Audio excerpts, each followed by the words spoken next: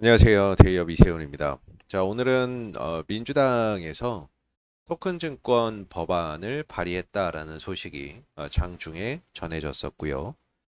이로 인해서 이 핑거의 주가가 장중 한때 10% 넘는 상승 흐름들을 나타냈습니다. 관련된 어떤 이제 내용들 같이 한번 좀 살펴보도록 할게요. 이거는 뭐 다들 아실 겁니다. 지난 10월 25일에 국민의힘 김재섭 의원이 자본시장법, 전자증권법 개정안을 발의를 하면서 토큰증권 법안이 발의가 됐었죠.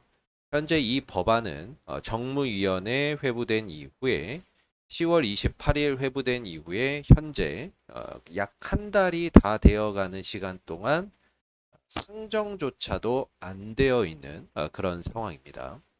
진척 사항이 없다라는 거고 법안의 논의조차도 이루어지지 않고 있다라고 보시면 될 것 같아요. 자, 이런 상황에서 오늘 민주당의 민병덕 의원이 또 토큰 증권 법안을 발의를 한 겁니다. 11월 19일에 발의를 했고요. 여기에 또 10명이 참여를 했습니다. 10명이 참여를 해야 이 법안 발의가 되거든요. 그래서 10명이 참여를 해서 토큰 증권 법안을 발의를 했는데 이 발의한 부분에 있어서 관련된 기사들, 후속 기사들이 이렇게 나오고 있는데요. 내용을 좀 들여다보면 민병덕 민주당 의원이 발의한 토큰 증권 관련 법안은 지난 10월 25일 국민의힘 김재섭 의원이 발의한 이 토큰 증권 법안과 유사한 법안이다라고 이야기를 하고 있습니다.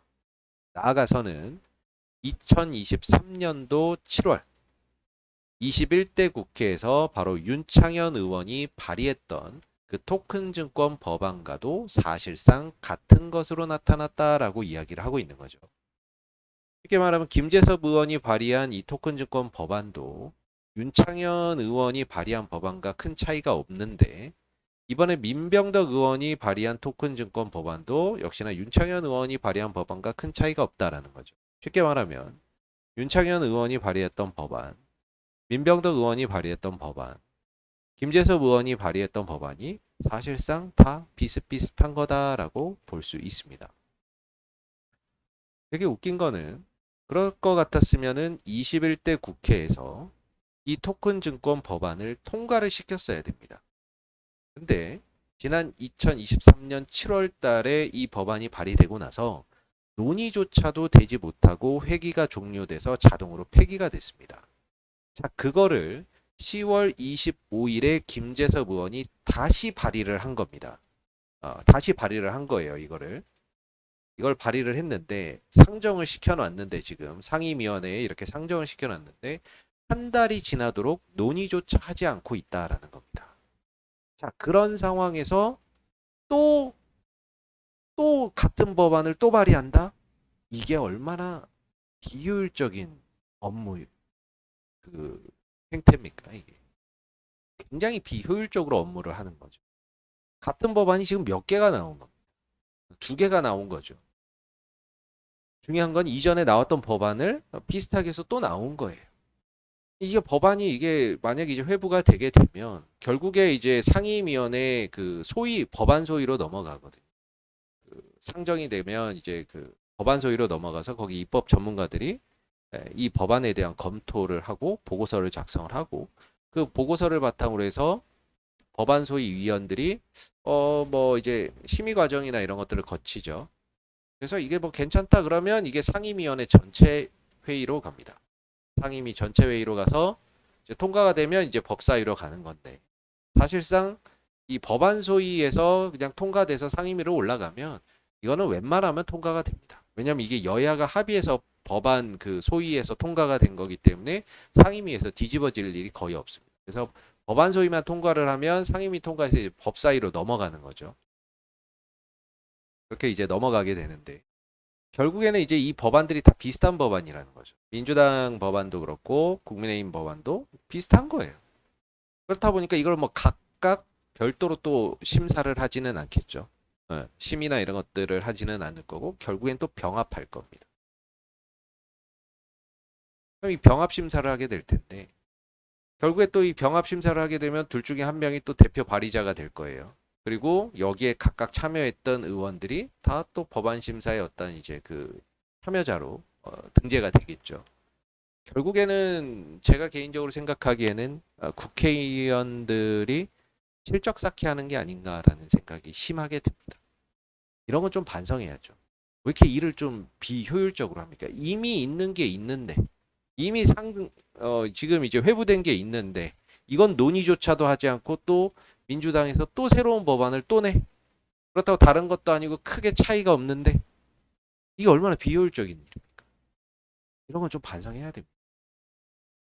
반성해야 되고, 빨리빨리 좀 처리를 해야죠. 이거 기다리고 있는 그 기업들이 얼마나 많은데, 지금. 이거 사업 준비하고 있는 기업들이 얼마나 많은데, 이런 것들이 이런 식으로 이제 비효율적으로 처리해서 되겠습니까?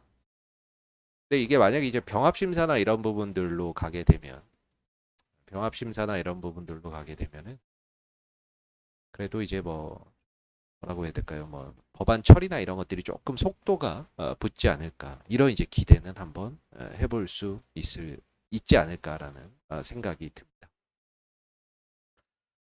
일단 뭐 이제, 기술적인 흐름들 같이 한번 좀 들여다봐야 될 것 같은데.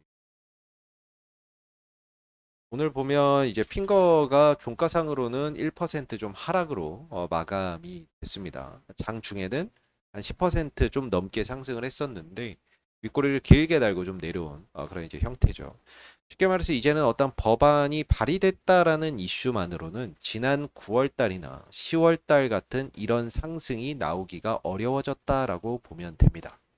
이제는 뭔가 결과물이나 이런 것들이 나와줘야 된다라고 볼 수가 있을 것 같고요. 그래야 뭐 이 박스권 흐름을 좀 탈피해서 뭔가 한 단계 좀 도약할 수 있는 그런 이제 그 길이 모색이 되지 않을까라고 생각이 드는데 사실상 이제 주가나 이런 부분들이 현재 주가 밑으로 추가적으로 좀 하락을 하게 된다면 사실 지지 라인이 없습니다. 일봉상으로도 지지 라인이 없고 주봉상으로도 21선 부근에 거의 걸터 있는 상황이거든요. 20주선에. 20주선에 걸터 있는데 여기를 만약에 깨고 내려간다 그러면 딱히 지지를 기대할 만한 그런 부분들이 보이지를 않습니다. 뭐 가격 지지는 뭐 기대해 볼 수 있겠지만은 그 외에 어떤 지지력을 보이기는 어려울 것 같고요. 또 월봉 차트를 보더라도 역시나 딱 걸터 있는데 여기서 추가적으로 이탈을 하게 되면 뚜렷한 어떤 지지 라인이 가격 외에는 보이지 않는 상황입니다. 자, 그렇기 때문에 현재 주가 밑에서 만약에 추가적으로 좀 하락을 하게 된다면 말 그대로 시장에서 관심에서 완전히 소외될 수 있습니다. 왜냐하면 여기 지지라인이나 이런 것들이 다 무너지고 흘러내리는 상황이기 때문에 딱히 이런 종목들의 시장에서 관심을 둘 필요는 없겠죠. 그래서 뭔가 지지라인까지 다 무너지고 추가적인 하락을 한다면 시장의 어떤 관심권에서 상당 기간 좀 멀어지면서 소외될 가능성이 있다라고 볼 수가 있고 그렇기 때문에 한 시점에서는 하루빨리 9,500원대 위로 올라와서 안착을 하는 것이 급선무다라고 볼 수가 있을 것 같아요. 오늘도 장중에 9,990원까지는 올라갔는데 종가는 결국에 이제 빠져서 마감이 됐다라는 거죠. 그래서 종가 기준으로 9,500원 위로 좀 올라서서 안착하는 그런 이제 모습이 필요하고 개인적으로는 이제 법안 심사나 이런 것들이 국회 통과하고 뭐 본회의 통과하고 또 공포하고 그 유예 기간 6개월에서 1년 또 가져가고 그러면 이게 시간이 굉장히 오래 걸립니다.